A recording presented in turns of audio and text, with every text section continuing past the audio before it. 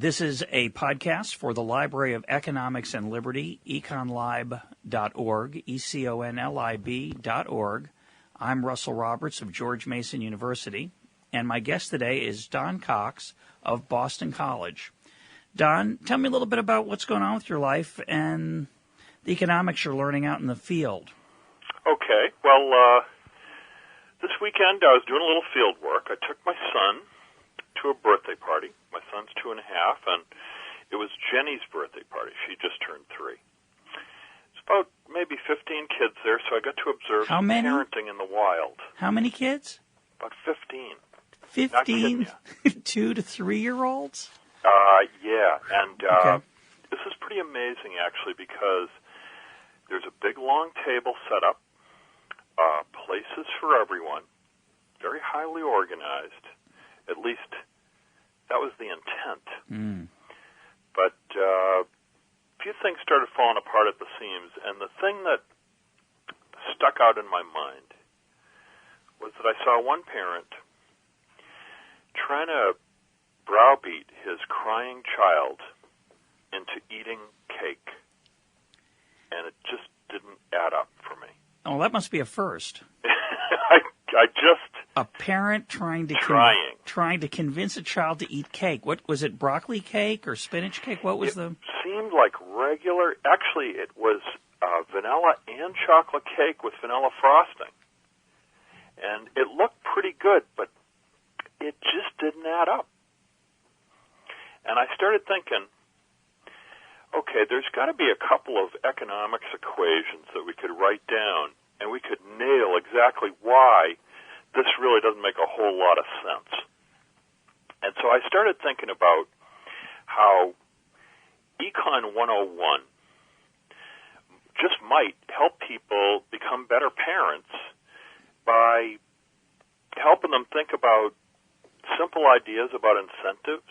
You sure you want to share those with our listeners? I mean, those are pretty valuable, Don. I think you should maybe keep them to yourself. Should I wait and write the child-rearing book to compete with T. Berry Brazelton or something? Or maybe start a consulting firm. Go ahead. So what do you think? What do you think some of the lessons are that an economist? I mean, it sounds a little bit absurd. Let me just set the stage here. Economists have a bad reputation. I think unfair, of course, but we have this reputation as being that our work mainly deals with either the stock market or interest rates and the macroeconomy, which is very depressing because I don't think that's economics, our best application. But you're now taking it to a whole other world where you're going to try to suggest it goes to micro, little people. This is actually the ultimate microeconomics, little economics. That's little right, people. because the kids are small. Yeah, exactly. It's perfect. Yeah, go ahead. So tell me. But I think there's even more in the sense that not only do people have a little bit of a warped view of what econ is all about. I remember in Woody Allen's college catalog, it was Econ 101, how to keep a neat wallet. But there was also the idea that I think economists have a reputation partially deserved. Yeah, no doubt. As being cold, calculated, Star Trekian Mr. Spocks. Yeah, that's true. That do write down a bunch of equations, and it doesn't necessarily redound to the benefit of the poor little kids. Okay, so let's hear what happened to you at the birthday party. You think might be of general use to the parents in our listening audience, as well as the children and the would-be economists who'd like to see economics expanded a bit to a slightly wider audience. Okay, but Russell, you got to realize I'm going out on a limb here. Okay, and this is all just pure speculation, but I really do think that some basic economic concepts. Some buzzwords that you hear in economics, and maybe even finance seminars too, might be useful in, say, like a parenting class. So can I give you just one case study? Yeah, but let me go get a saw, because if you're going to go out on a limb, I want to be ready. No, go ahead. Okay, so it's winter 2002. Okay, I'm at my daughter's preschool. How old is she? She's 3 at the time. Okay. My math may be off. I could get in real trouble here. But anyway, the deal was this. It's go-home time at the preschool in the winter. Now, the inside of that preschool is heated up to about 80 degrees because we've got a lot of warm bodies in there. And I see a parent struggling to get snow pants, dreaded snow pants, on his toddler. And the buzzword that I use when I pick up my daughter in this situation is something called incentive compatibility. Now, econ buzzword, and I got to admit that until I had to actually teach this in a graduate class, I didn't really know what it was. You know, it's the kind of thing where you go to a seminar, people say, incentive compatibility, and I just nod my head, but I really didn't even know what it was until I had to teach it and look it up. So I discovered that incentive compatibility is really pretty simple. Yeah, like most pieces of economic jargon, yeah. Yeah, so, I mean, basically what it is that I, as a parent, set up the rules so that my kid has an incentive automatically to choose what I want her to choose in the first place. So that's the buzzword incentive compatibility. It's much easier to just use an example, which is the way I approached it. And here I got to tell you, Russell, I'm just bragging about myself and how smart I am. No, sure. There's no getting around it. I'm really sorry. And what a great kid you have, too, probably. Oh, yeah, that's right. And how dumb this other parent was. Yeah, that's just have to wrap that in. Good. But, so, my idea is this. Pick her up in my right arm. Pick up the winter clothes in my left. And we go right out the door. Into the 30-degree cold. Beautiful. She's got an incentive to put on all those warm clothes. Easy. Now, here's where you might say, the cold-hearted economist, you know, I would much rather read a parenting book by the warm, fuzzy T. Berry Brazelton than some equation-mongering, cold-hearted, ruthless, nerdy type. Cruel. But just to kind of defend myself on this, I got to give you the bottom line, which is that kid inside in the 80-degree heat was crying. My daughter wasn't. And that parent inside the hot preschool was aggravated. I wasn't. So the idea here is who's on the higher indifference curve here. Yeah, that's right. The idea here is pretty straightforward, like you say. The idea is that if you're going, a lot of times as parents, we want our kids to do something that they're not so eager to do. Let's make it a little easier for them to choose either the right path or the path that we desire. We hope they're the same thing. It's an interesting example. I guess it reminds me a little bit of It's a Wonderful Life when George Bailey calls his kid's teacher on the phone, who sends the kid home without a jacket, and the kid gets a cold. Do you remember that scene? I don't. Go ahead. Well, Jimmy Stewart's on the phone screaming at the teacher, "What kind of a teacher lets a kid go home without a coat?" And the teacher puts her husband on, says she's going to smack him in the face, which later, of course, happens. It's a lovely scene in the movie. But I guess the issue would be some parents would be nervous about that nanosecond of 30 degrees that you made your daughter endure. Mm-hmm. And that's, I think, the motivation for this horrible, traumatic experience that the kid has inside the room, where the role of both friction and and autonomous behavior coincide to keep the kids saying, "I want to put on snow pants." Yeah. But I like your strategy. I think a few seconds of cold there, very effective. I think that's a very powerful example. I'm going to try to think of some other cases where that might come into play. Yeah. So and you know, as far as the matter of 15 seconds of exposure to cold and the health consequences of that, I would just leave that as an empirical question. And if it turns out that that's going to really do some damage to my kids, then I'm ready to back off of that policy in a heartbeat. Yeah, well, most people would call that bracing or invigorating. I think the whole don't let the kid outside without a coat thing's kind of exaggerated anyway. Yeah. But I really think that's part of the problem that screaming kid and the parent inside was dealing with. You got a parent who's obsessed with getting the snow pants on before a step is taken outside, and the result is disharmony. Yeah, so I'm kind of reminded, even though it's a little bit off the subject, of something your father said about helmets. Yeah. What's that, Don? Pardon me? What would that be? He said, well, if helmets are good for riding a bicycle, they'd probably be even better for riding in a car. Yeah, my dad's kind of a skeptic on the helmet thing. He understands that there's a time to wear a helmet, right? This is an economics of parenting thing. When I was growing up, my dad's attitude was, it's good to go barefoot out in the backyard. It's true. There's snakes out there, but it feels good to have the grass between your toes. Mm-hmm. So it's a kind of a fundamental economic issue of trade-offs. Same with riding a bicycle with a helmet. We're obsessed with having our kids wear helmets on bicycles, but it does feel good to have the wind in your hair and feeling the breeze. And we've gotten to a world now where any parent who doesn't have a kid wearing a helmet is considered a irresponsible drunk and an abuser. My dad's attitude, which I think has got a lot of merit, is, well, sometimes there are trade-offs. And his reductio ad absurdum is, well, if it's good to wear a helmet on a bike, you should wear it while you're in the car. I guess you could generalize that. Just wear a helmet all the time. Or maybe just, walk around in a Hummer. Your child should not. The Volvo is kind of an extreme of that, right? The Volvo, if you're a loving parent, you should own a Volvo because it's supposedly a safer car. Of course, if you spend the more money for the Volvo, you don't have money to maybe give your kid music lessons or enrich their lives in other ways, and maybe be better off buying a cheaper car and driving more carefully. Sort of these people who are very dogmatic about these issues ignore the other margins of behavior where people can respond to the incentives and choose accordingly. But in the case of the safety of a child, obviously it's paramount. I'm total. By the way, having said all that about my dad, who's a great dad, I'm totally paranoid about my kids riding their bikes without their helmets. I am. I have a lot of parental fears. I'm deathly afraid of traffic and all that stuff. So let's not give the folks out there the impression that we're totally crazy. No, that's a good point. Let's go on to another example. Do you have something else for us? Yeah, I'm just thinking about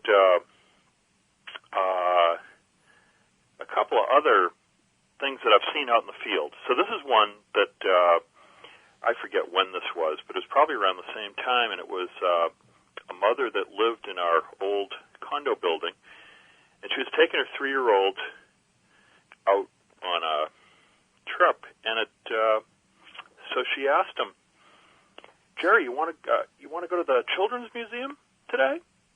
And the only problem was that the kid said no. And even further, it really wasn't even a choice. He didn't get the script.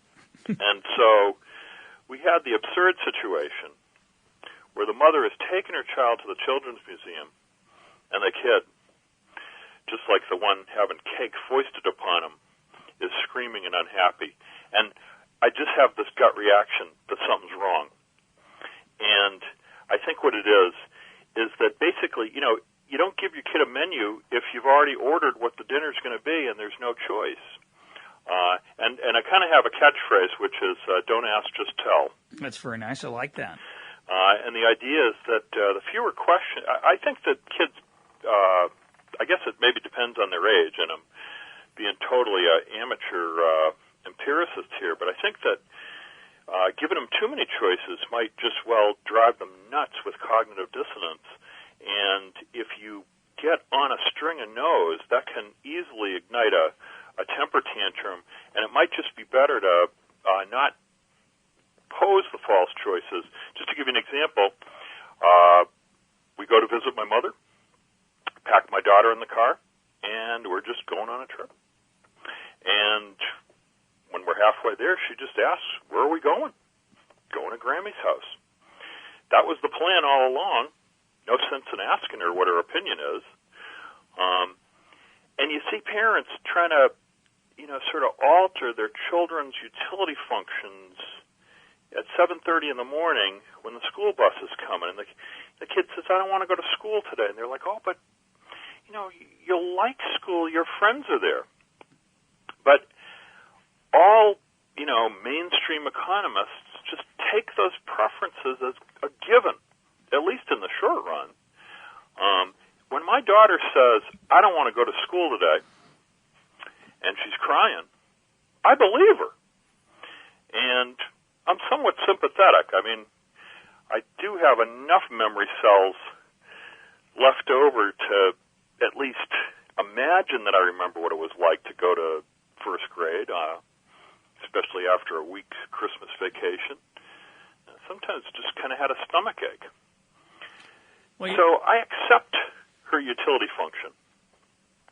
But you don't give into it. Yeah, the other thing, though, is that you've got utility functions and you also have constraints. And one of life's constraints is, well, you've got to go to school.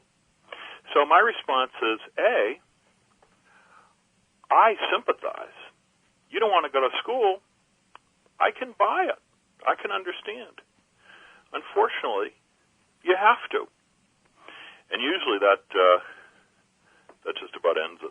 Well, it ends it because you don't continue the conversation. I think the challenge for a lot of parents is they want to have a dialogue, and then they want to resolve the dialogue with the kid being happy, and that often isn't possible. That's raised an interesting example, though, because I think there's a separate issue going on there, which is kids like to say no. And it's part of growing up. Yeah, it's part of growing up. It's part of asserting yourself, asserting your autonomy. And I think the idea of asking a kid what they want to do when, in fact, you're not going to let them do it because you're going to Grammys or you're going to the Children's Museum, I think is the road to a lot of family disharmony, because there's really no point in opening that discussion. Once you open it, the kid's going to use it as an avenue for discord or just disagreement, because that is what comes naturally at a certain age. I think it goes from about 2 to 102. I think that's true. That we like to do what we want to do. Part of the most interesting move on to a slightly different issue for a moment. I think one of the incredible issues of our politics in America and in the world is that it's really fun to do what you want to do. Unfortunately, it's also fun. I don't enjoy this, but evidently a lot of people do. It's also fun to tell other people what to do. Mm-hmm. And if you see parents, parents are constantly balancing what I think are two incredibly unhealthy modes. One is, I'm your friend. I'll do whatever you want. Oh, whatever you want. What do you want? Which is, I think, a very bad parenting style. The others, but the equally bad parenting style is tyrant. That's right. It's, this is my chance. I get pushed around at work. My friends don't do enough of what I want to do. My spouse doesn't listen to me, but I'm going to boss this 5-year-old around at will. Exactly. And it leads to a lot of cruelty. You mainly see it in the grocery. At the end of the day when somebody's shopping with their kid and they've reached the end of their rope and they're screaming at the kid and the kid's screaming back. And a lot of time what's going on there is it's a battle of wills, right, where the parent wants to impose their will. And unfortunately, I think that sometimes leaks into the political process. I don't like smoking, so I'm going to make you not smoke. Or I don't like, I like to wear my seatbelts. I'm going to make you wear a seatbelt. Right. And we gussy that up with, we try to prettify that, make it more attractive with, with altruism. But I think sometimes it's not altruism. It's not well-intended desires. It's simply, I like to force people to do what I like. You can see this in zoning restrictions and the way people use their houses, their lawns. There's all kinds of strange examples of this. Yeah, so in the end, it's sort of thinly veiled moralizing, I guess. Paternalism of the worst kind. And that's, if you think about the word paternalism in the political context, is me trying to parent you. It's kind of offensive, parenting an adult. And it unfortunately, it's sometimes offensive parenting a child if it's purely just so that I can boss the kid around. And, just getting back to those two extremes that you mentioned, which I think is really true, the sort of ping-ponging between, I want to be your friend and I'm a tyrant. It seems to me the real comfort zone is that you say, well, I'm not your friend, I'm your boss, but I'm a boss with this amazing propensity to say whatever. So that some things, as a boss, I just kind of let slide. Well, and you're more than just a boss. You're a boss that actually, we hope, has the long-term interest of the employee at heart, which I wouldn't expect from the average boss. I mean, the real challenge here is when you say, what do you want to do? I want to go play in traffic.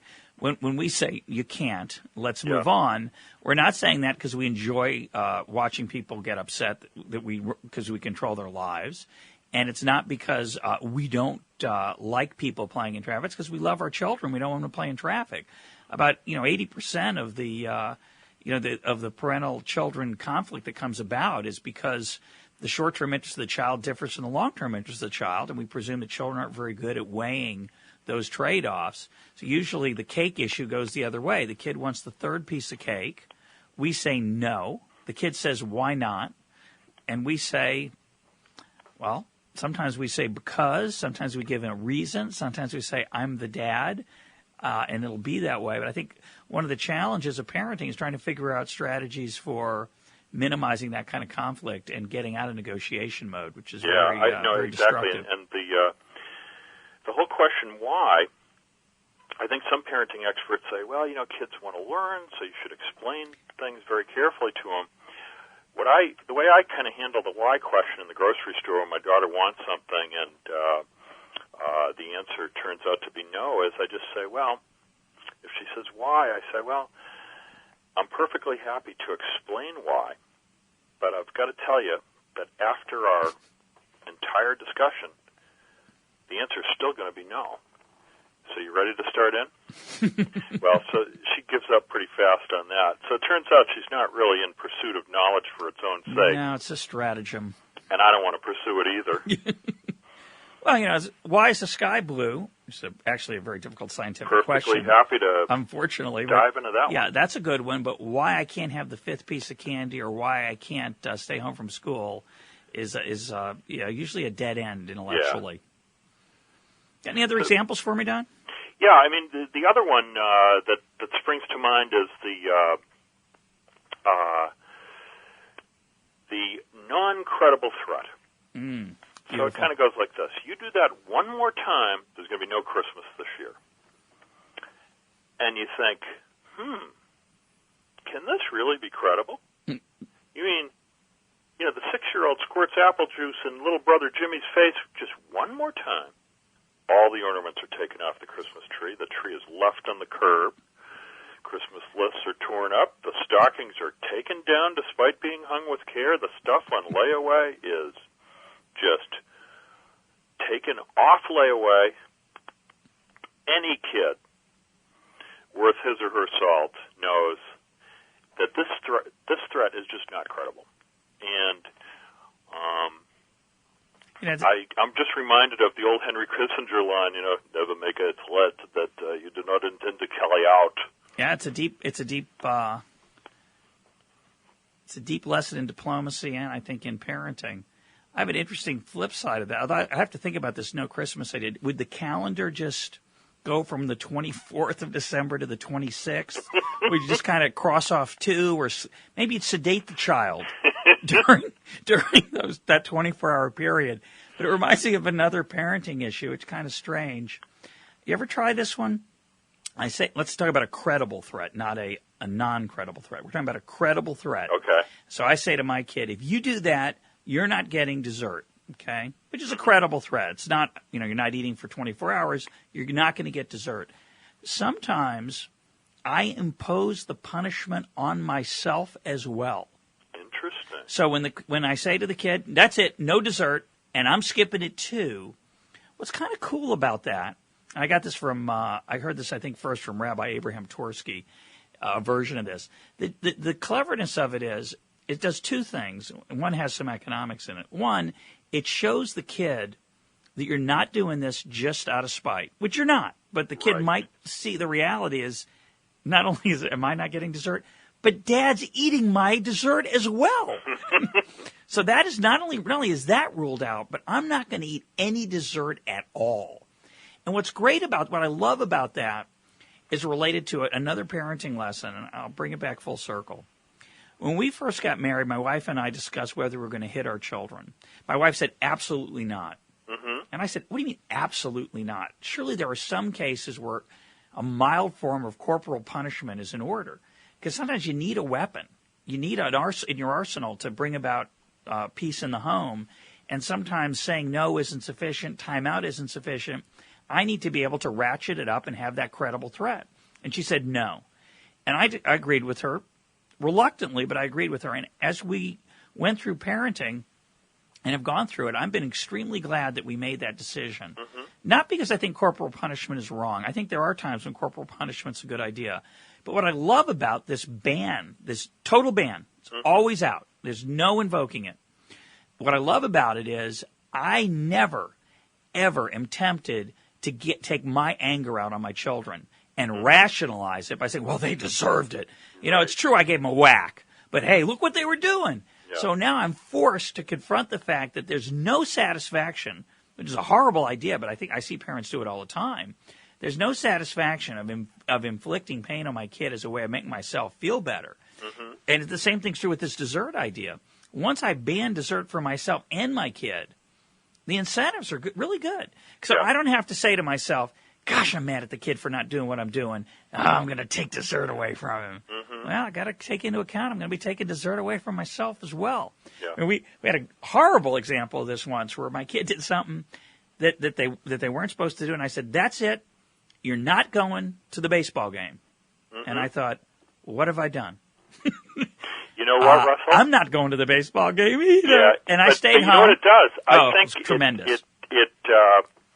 It really hammers home the old saw, hurts me more than it hurts you. Yeah, that's the beauty of it. That's the beauty of it. Yeah. And that baseball game that I missed, which I really wanted to go to, was very disappointing, but we had a good time at home. Not too good, because that would have, reversed the punishment. But I thought the lesson of we're both doing without here was very powerful. Hey, Russell, there's one thing I before the end of this podcast, I feel bound and determined a point that I've got to make, and that is that I don't want anybody to think I'm such an econ nut that my wife and I run our house. Oh, good point. Like some sort of a business. Yeah. That is, one thing that I avoid like the plague is any payments, like even allowances. I just don't want to deal with the whole concept of allowances. I don't want to micromanage my kids with any kind of cash payments because I really do believe that a family is way different from the marketplace. That a family runs on altruism, reciprocity, the spirit of pitching in, and that could be very different from a market setup. And in fact, I did some reading recently on what psychologists call intrinsic versus extrinsic motivation, just, sort of fancy words for explicit payments versus just doing something because you think it's the right thing to do. And they found some very interesting experimental results. They found that sometimes a small payment, a small explicit money payment actually sapped people's incentives to do things that they were already doing diligently as volunteers. And you certainly don't want to turn the family into some sort of a nickel-dime kind of micromanaged incentive system, and I think that's where you could maybe bring in some economic consultants and really mess things up. Well, I think it's a great point, and I'm going to take the opportunity to read a short excerpt here, a couple sentences from F.A. Hayek's wonderful book, The Fatal Conceit. Okay. This is these couple sentences are unfortunately deeply profound. And I say unfortunately because they're just a few sentences. Hayek fans know these sentences well, but if you don't know the work of Hayek, this is sort of a very provocative idea. The idea is that, before I read them, the idea is that how we behave in our family is not the same way that we behave out in what he calls the extended order of cooperation, which is the interactions we have with strangers out in the marketplace. So we go out in the world and we depend on hundreds and thousands of people for all the things in our daily lives, people that we don't know, people that we don't see, and we interact with them in a very mercenary way in certain settings. We look for a good deal. We pay to motivate people. And as you say, we act totally differently in our household, and correctly so. We don't motivate our children with – some people do, but I think in general it's not a good idea to motivate our children with money. We certainly don't rent their rooms out to them out of their allowance. We certainly don't sell the last chocolate chip cookie to the highest bidder. Mm-hmm. And I think there are profound reasons for that. But what Hayek points out, which I think is the deep insight, is that we have a natural urge to take the behavior that we have in the family setting and extend it to the larger order. Here's what he says. Okay. He says, part of our present difficulty is that we must constantly adjust our lives, our thoughts, and our emotions in order to live simultaneously within different kinds of orders according to different rules. If we were to apply the unmodified, uncurbed rules of the microcosmos, i.e., of the small band or troop, or of, say, our families, to the macrocosmos, our wider civilization, as our instincts and sentimental yearnings often make us wish to do, we would destroy it. And what he's saying there is that if we took the urge that we have to use basically love and affection, which is how we solve disputes in our family, and we use that outside our family to a nation or to a city, we would destroy the civilization that is at the heart of our market order. And then he makes your point, yet if we were always to apply the rules of the extended order to our more intimate groupings, we would crush them. So we must learn to live in two sorts of world at once. To apply the name society to both or even to either is hardly of any use and can be most misleading. So what Hayek's saying there I think is very, very profound and very important is that the wonderful thing about a family is that the information that's necessary to make decisions about who deserves the last chocolate chip cookie or who gets to go to the movie tonight or who gets to accompany mom or dad to the baseball game or the musical, we make those decisions what appears to be a very arbitrary way. We never sell them to the highest bidder. We don't use the price system. We don't use markets. We use a very top-down, socialistic way of deciding things. And it's beautiful. And we love our families. We have a natural, what he calls a sentimental yearning, to take that behavior and extend it to the wider civilization and endow a loving parent called a dictator with the power to allocate goods. And that crushes civilization. Historically, empirically, it has led to tyranny and death. And that's a harder yearning to face. Economists have the other yearning occasionally, which is to bring the power of the marketplace into the house. Most of us resist that urge pretty successfully. But the other urge, the movement in the other direction, from the family to the society at large, that's a very dangerous urge, and it requires what Hayek calls, what he's talking about requires a schizophrenia of sorts. In my family, I act in a certain way. I don't try to get the best deal with my kids or my spouse.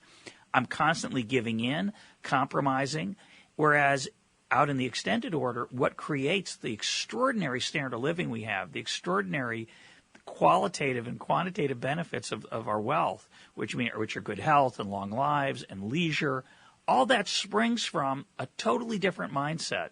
And if we were to take that family mindset and try to extend it to that wider macrocosmos that he's talking about, we would destroy it. And that's something to keep in mind. And there's one other thing that I want to mention to the people out in podcast land, which is that this book by F.A. Hayek called The Fatal Conceit is a book that you have been recommending to me for at least a couple of years. It's on my list of books to read. I haven't gotten to it yet, but you've gotten me interested again, and I've got to get started on that soon because I think that the idea that you that he fleshes out there is really critical, and it's actually a frontier issue in economic research. I think economists are continually trying to grapple with the borderlands between the sort of implicit rules of the small group and the big wide world at large.